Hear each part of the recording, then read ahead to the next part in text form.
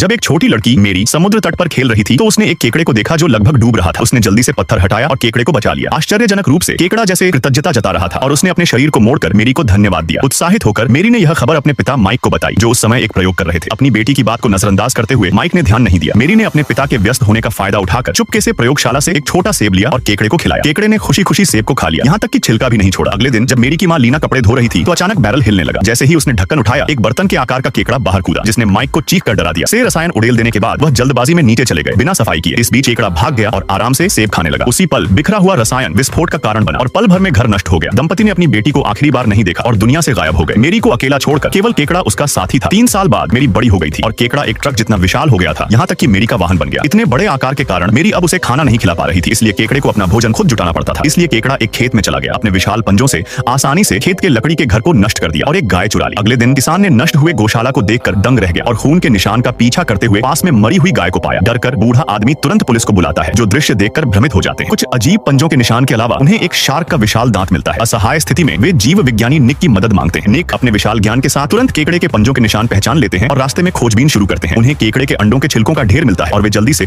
अपने Apple phone से तस्वीरें लेते हैं। जब निक सिर उठाकर देखते हैं तो वे एक विशाल केकड़े का खोल देखकर हतप्रभ रह जाते हैं, जो कोने में शांतिपूर्वक पड़ा है। एक रूलर निकालकर निक मापते हैं और पाते हैं कि केकड़ा 3 मीटर लंबा है। ठीक जब वे और जांच करने वाले थे, डेजी आती है और निक के सिर पर एक शिकारी बंदूक तान देती है। डेजी निक को चेतावनी देती है कि यह उसका इलाका है और अगर वह नहीं गया तो वह गोली चला देगी। लड़ाई न चाहते हुए निक शांतिपूर्वक चले जाते हैं।